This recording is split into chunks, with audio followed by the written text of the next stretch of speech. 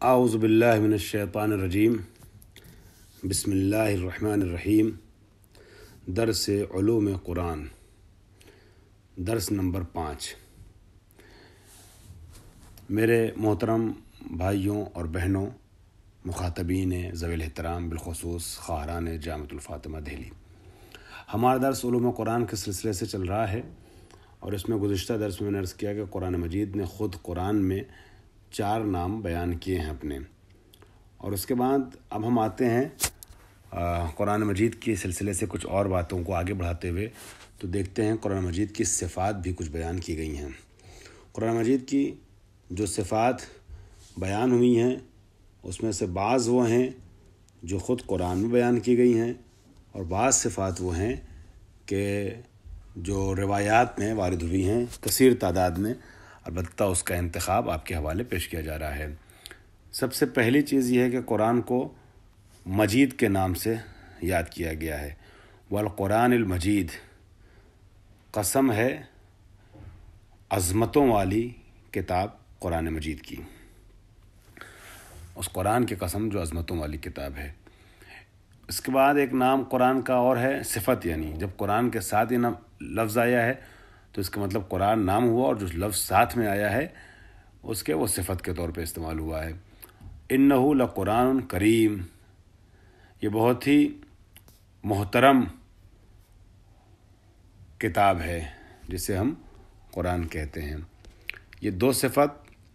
تیسری صفت قرآن مجید کی جو مشہور ہے، قرآن میں آئی ہے، وہ حکیم ہے۔ والقرآن الحکیم، حکمت آموز کتاب ہے قرآن مجید۔ عظیم کا لفظ استعمال ہوا ہے۔ وَلَقَدْ آتَيْنَاكَ سَبْعًا مِّنَ الْمَثَانِي وَالْقُرْآنَ الْعَظِيمِ، آپ دیکھیں اس میں جو ہے قرآن یا کتاب یا ذکر کے ساتھ یہ صفات آ رہے ہیں۔ قرآن کے جو 4 نام بتائے گئے ان 4 ناموں کے ساتھ یہ صفات ہیں۔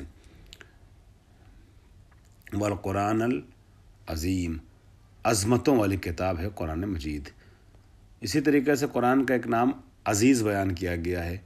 انہ لکتاب عزیز، یہ شکست ناپذیر اور زبردست کتاب ہے قرآن مجید، اس کو کوئی ہرانے والا نہیں، اس کا کوئی جواب دینے والا نہیں ہے، لاسانی کتاب ہے۔ ہذا ذکر مبارک، یہ بہت مبارک ذکر ہے، مبارک ایک صفت ہے قرآن کی۔ اسی طریقے سے مبین، تلک آیات الکتاب و قرآن مبین، روشن، آشکار اور واضح کتاب۔ انا انزلناہ قرآنا عربیا لعلکم تعقلون، عربی بھی قرآن کی ایک صفت بیان کی گئی ہے۔ ہم نے قرآن کو عربی میں نازل کیا ہے تاکہ تم سمجھو، یہ اس زمانے میں مخاطبین سے ارشاد فرمایا گیا۔ اس کے بعد غیر ذی عوج کا لفظ استعمال ہوا ہے۔ اس میں ارشاد ہوتا ہے آیت میں قرآنا عربیا غیر ذی عوج لعلہم یتقون، اس میں کوئی کمی نہیں ہے، یہ ایسی کتاب ہے کہ جس میں کوئی ٹیڑھا پن، کوئی نقص، کوئی کمی نہیں ہے۔ یہ غیر ذی عوج جو ہے وہ ایک صفت کے طور پہ استعمال کیا گیا ہے قرآن مجید کی۔ بشیر اور نذیر کا لفظ بھی استعمال کیا گیا ہے، چنانچہ ارشاد ہوتا ہے کتاب فصلت آیاتہ قرآنا عربیا لقوم یعلمون بشیرا و نذیرا، یہ قرآن جو ہے وہ بشارت بھی دیتا ہے اور یہ قرآن ڈراتا بھی ہے۔ یہ ساری صفات قرآن کی۔ اسی طریقے سے آپ روایات میں آ جائیں تو روایات میں بھی قرآن مجید کی کچھ صفتیں بیان کی گئی۔ مثلا احادیث معصومین میں آیا ہے لفظ ہادی قرآن مجید کے لیے، قرآن ہدایت کرنے والی کتاب ہے۔ ناصح کا لفظ آیا ہے، قرآن نصیحت کرنے والی، واعظ کرنے والی کتاب ہے۔ بعض روایات میں آیا ہے قرآن مجید کے لیے شافع مستشفع، یعنی قرآن شفاعت کرنے والی کتاب ہے۔ قرآن مجید شفاعت کرنے والی کتاب ہے، اور ایسی شفاعت کرنے والی کتاب ہے کہ خداوند عالم کے سامنے جب اس کو وسیلہ بنایا جائے تو اس کی شفاعت اس کے توسط سے قبول ہوتی ہے۔ ایسی معتبر کتاب ہے یہ۔ اسی طریقے سے ایک لفظ آیا ہے قرآن مجید کے لیے روایات میں، ربیع القلوب۔ قلوب آپ کو معلوم ہے، قلب کی جمع دلوں کی بہار، قرآن بہار دلہا است۔ حبل اللہ المتین، حبل کہتے ہیں رسی کو نا، واعتصموا بحبل اللہ جمیعا ولا تفرقوا۔ قرآن اللہ کی ایک محکم رسی ہے، یعنی قرآن سے انسان وابستہ رہے گا تو پھر اس کو قرآن اللہ تک پہنچانے سے کوئی روک نہیں سکتا، قرب الہی حاصل کرنے سے کوئی روک نہیں سکتا ہے اور بھٹکا نہیں سکتا ہے سیدھے راستے سے۔ اور اسی طریقے سے قرآن مجید کے لیے بعض روایات میں صراط مستقیم کا بھی لفظ استعمال ہوا ہے۔ مائدۃ اللہ بھی کہا گیا، مائدۃ اللہ یعنی اللہ کا دسترخوان ہے قرآن۔ ظاہر سی بات ہے قرآن مجید وہ دسترخوان ہے جس پہ انسان اگر بیٹھ جائے تو اس کو قرب خداوندی حاصل ہوگا اور نعمت خداوندی سے سرافراز ہوگا اس دسترخوان الہی پر بیٹھنے والا۔ اب ہم اگلے درس کی طرف چلتے ہیں۔ نئے درس کا آغاز ہو رہا ہے، درس نمبر 3 میں ہم وارد ہو رہے ہیں، اور اس میں آیت کے متعلق اب گفتگو کی جائے گی۔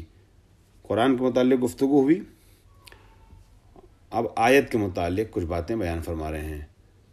فرماتے ہیں آیت لغت میں نشانی کو کہتے ہیں، علامت کو کہتے ہیں۔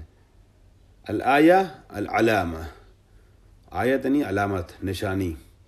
راغب اصفہانی کا نام آپ نے شاید سنا ہو۔ راغب اصفہانی نے مفردات الفاظ قرآن تحریر کیا ہے، بڑی مشہور لغت کی کتاب ہے ان کی۔ قرآن مجید میں جتنے الفاظ استعمال ہوئے ہیں ہر لفظ کا معنی پیش کیا اور وضاحت بھی کافی حد تک پیش کی ہے۔ یہ مفردات راغب کے نام سے کتاب مشہور ہے۔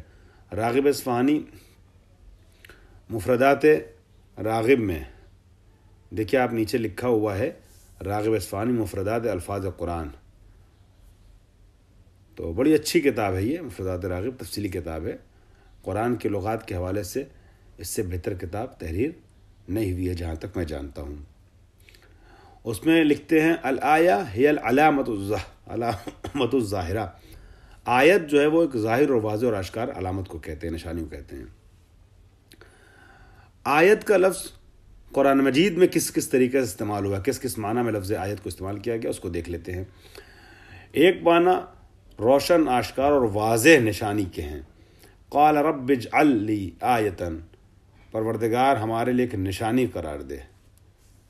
پروردگار ہمارے لیے سورہ مریم میں ہے، جب جہاں تک مجھے یاد پڑ رہا ہے، میں اپنے حافظے کی بنیاد پہ بول رہا ہوں، ابھی مراجعہ نہیں کیا ہے، جب جناب زکریا کو یہ ملی بشارت کہ تمہیں اولاد ملے گی اور بوڑھے ہو چکے تھے اس وقت، تو اولاد کی جب بات کہی گئی، بشارت آ گئی، فرشتوں نے اللہ کی طرف سے بشارت دی، تو کہتے ہیں کہ مجھے کیسے بشارت اولاد مل سکتی ہے؟ فرشتوں نے کہا اللہ کی مرضی یہ ہے۔ تو وہ عرض کرتے ہیں بارگاہ خداوندی میں رب اجعل لی آیۃ، پروردگار ہمارے لیے کوئی نشانی قرار دے دے۔ معجزہ آشکار، واضح معجزہ، روشن اور بین معجزے کے معنی میں بھی لفظ آیت کا استعمال کیا گیا ہے قرآن مجید میں۔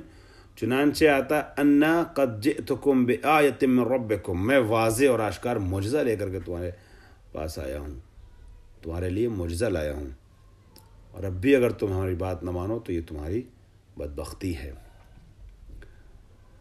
دلیل اور برہان کے معنی میں بھی اس لفظ کا استعمال ہوتا ہے۔ وَلَئِنْ أَتَيْتَ الَّذِينَ أُوتُوا الْكِتَابَ كُلِّ آیَةٍ ما تبعوا قبلتک،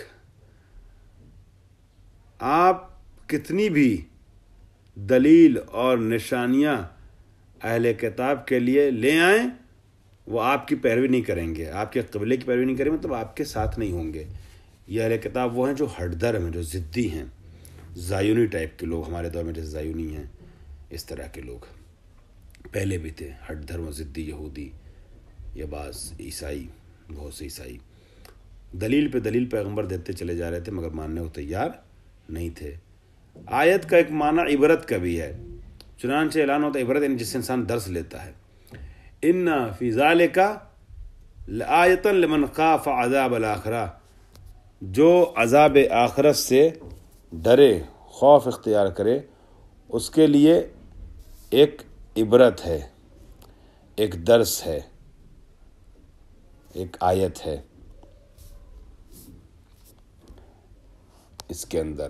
ان فی ذالک، اس میں ایک عبرت ہے اس کے لیے کہ جو عذاب آخرت سے خوف اختیار کرے۔ خوب، اس کے بعد آیت کا اصطلاحی معنی دیکھ لیتے ہیں۔ آیت کا اصطلاحی معنی آپ سب کے ذہن محفوظ ہے، کوئی خاص الگ سے کوئی معنی نہیں کیا گیا ہے۔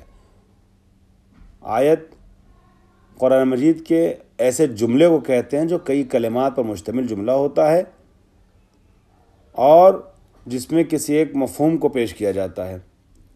آیے بے کلمئی یا کلماتی، اس قرآن گفتے میں شبد قرآن مجید کے کسی ایک کلمے یا کلمات کو کہتے ہیں کہ اپنے ما قبل سے وہ جدا ہوتا ہے اور ایک سورے کے ضمن میں ہوتا ہے نا، چند جملوں پر مشتمل ایک سینٹنس ہے یا کبھی ایک ہی لفظ کی ایک آیت ہوتی ہے، تو چند جملوں پر مشتمل، جو چند لفظوں پر مشتمل، چند کلمات پر مشتمل جو ایک سینٹنس ہے، ایک جملہ ہے، وہ ایک سورے کے ماتحت ہوتا ہے۔ کئی آیتیں ملتی ہیں تو سورہ بنتا ہے، اسے آیت کہتے ہیں۔ مثلا مدھمتان ہے، الف لام میم کو انہوں نے آیت کے طور پر شمار کیا ہے، حروف مقطعات کو یہاں پر۔ یا ایھا الذین آمنوا سے لے کر کے علیم تک، یہ سب آیات ہیں۔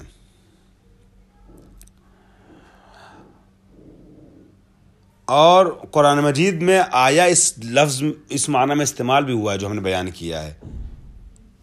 آیت کا جو اصطلاحی معنی جو آپ کے ذہن میں ہے کہ جس میں کئی سوروں سے ایک سورے کے اندر کئی آیتیں ہوتی ہیں، الگ الگ ٹکڑے ہوتے ہیں، جملے ہوتے ہیں، جن جملوں کے مجموعے کو سورہ کہتے ہیں، اس معنی میں قرآن میں بھی استعمال ہوا ہے یہ لفظ۔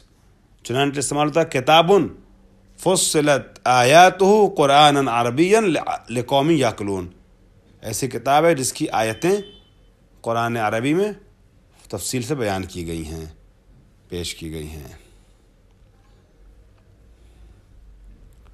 خوب، یا آیا ہے تلک آیات الکتاب، یہ کتاب کی آیتیں ہیں۔ یا اذا تلیت علیہم آیاتہ زادتہم ایمانا، جب قرآن کی آیتوں کی تلاوت ان پر ہوتی ہے تو ان کے ایمان میں اضافہ ہوتا ہے۔ تعداد آیات کو لے کر کے اختلاف ہے، بہت سی چیزیں بیان کی گئی ہیں، بہت سی باتیں سلسلے میں کی گئی ہیں، الگ الگ تحقیق کے مطابق الگ الگ تعداد بنتی ہے۔ انہوں نے لکھا ہے کہ 6236 آیتیں بہتر تحقیق کے اعتبار سے پائی جاتی ہیں۔ اگر آپ سے پوچھا جائے صاحب کتاب کا نظریہ تحریر کیجیے تو آپ 6236 آیتیں تحریر کیجیے گا، لیکن ہمارے یہاں جو مشہور ہے وہ کیا ہے، 6666 آیتیں۔ یہ فرماتے ہیں 2636 میں اگر 114 آیت بسم اللہ الرحمن الرحیم کو بڑھا دیا جائے تو آیتیں زیادہ ہو جائیں گی، بھائی 36 4 40، 340 ہو جائیں گی، 6340۔ تو یہ ان کے اعتبار سے اگر ٹیسٹی سوال آ جائے کہ صاحب کتاب کا نظریہ کیا ہے تو 6236 انہوں نے تحریر کیا ہے۔ حالانکہ نظریات اور بھی ہیں، اور میں نے آپ کی خدمت میں عرض کیا کہ ہمارے یہاں مشہور جو ہے وہ 6666 آیتیں ہیں۔ وہ بھی غلط نہیں ہے، چونکہ الگ الگ نظریے ہیں اور الگ الگ نظریے کے اعتبار سے الگ الگ تعداد بن کر کے سامنے آتی ہے۔ اب اس کے بعد ہم درس چہارم میں وارد ہو رہے ہیں۔ یہ گفتگو جو تھی ابھی تک یہ آیت کے سلسلے میں تھی۔ آیت کے معنی کو بیان کرنے کے بعد اب سورہ کے معنی میں داخل ہو رہے ہیں اور سورہ کے معنی کو بیان کریں گے، سورہ کا لغوی معنی، اور پھر اس کے بعد اصطلاحی معنی بیان کیا جائے گا انشاءاللہ اگلے درس میں۔ واخر دعوانا الحمدللہ رب العالمین۔